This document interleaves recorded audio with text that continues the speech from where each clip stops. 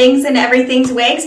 I am an affiliate for Chelsey Smith Crowns, so you can use code Elizabeth to save you 10%. But today we're actually responding to a comment that I got with how to install a glueless wig. Somebody was having a hard time and I just wanted to show you.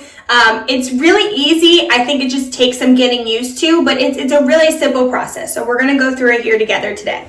All right, so step one is gonna depend on what your bio hair situation is. If you have long hair, you may have to put it in a braid.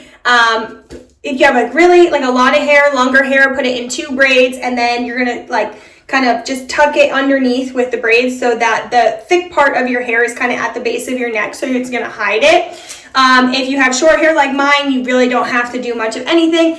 And if you don't have any hair, you may want to practice with different types of grips and stuff. From my understanding, it does change if you don't have hair to kind of grip onto the wig grip. So a lot of people will use silicone wig grips, or they may use some level of glue. It just kind of depends. But I've heard the silicone wig grips works really well if you don't have any hair.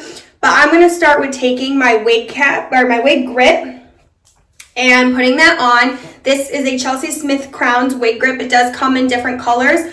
I put my wig cap over it, so it doesn't really matter what color it is, but you do usually match it to the crown that you're wearing. I've heard some people do this differently, so they do it the reverse. They put their wig cap and then their wig grip. I personally find that it slides a lot more when I do this, so I don't have any issues with sliding if I do the wig grip and then the wig cap. It's hard to say that. So I'm just gonna put that wig cap on and tuck my hair underneath. Sometimes I don't get all of it, but I'll fix that later. So it's all gonna be tucked in. And then my crown of the day is Spano. So this is pretty typical for Chelsey's crowns, this construction, but some of them are a little bit different. Like some of the T parts don't have added bands. So you would kind of just skip this step if you didn't have an added band, but this is how I do it. So you take that added band and I'm gonna put it at the base of my neck. And then I'm gonna take this back clip and pull it back, tuck it underneath that band. Then we're just gonna flip it over and adjust. So I pull it forward. Then I'm gonna take the, try to get closer. This, when you first put it on, is most likely gonna be flipped up under. So you have to just kind of flip it around. And then do that on the other side. Now, I don't use the side clips. Some people do. I personally find that it was tugging at the bio hair I do have, and so I didn't like the feeling of them. I just felt like they weren't necessary. My wig wasn't moving anywhere with that wig cap, wig grip. So that was the install. That is how easy it is, I promise you. I know it just takes some time getting used to, but all you have to do is really put it right on your head and you're good to go. That is the benefit of glueless wigs, is that you don't have to glue down. Now you totally can. There's wig tape, there's wig glue, things you can do. I don't really like the feeling of them, but I haven't tried a ton of wig glues yet because I primarily wear glueless wigs, or pretty much only wear glueless wigs, so it doesn't really matter. But this was Spano. She is not available anymore. I don't know if Spanos will come back. I do love her, but she does remind me a lot of the Ava collection. So the Ava collection looks like this and does have one in the apricot currently available. I'm going to show you on this video because why not?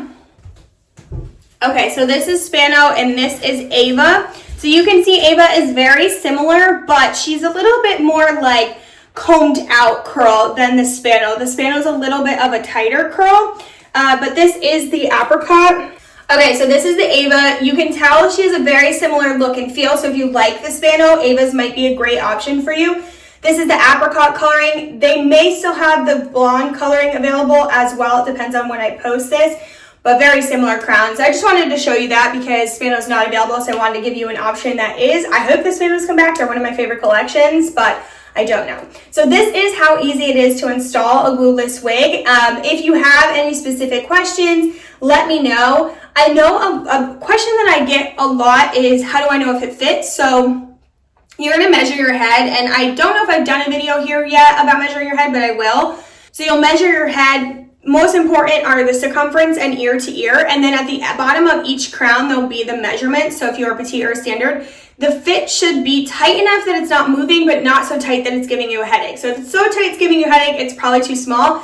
And if it's moving a lot, it might be too big. Now you can adjust. I wear standard usually. I can fit into petites. I just prefer to be able to control kind of how much, and I don't like it to be too tight. I've not found that I've had any issues with the standards moving around. But I do think that affects how you put it on, how easy it is to get on, is if it fits right. So just kind of something else to know.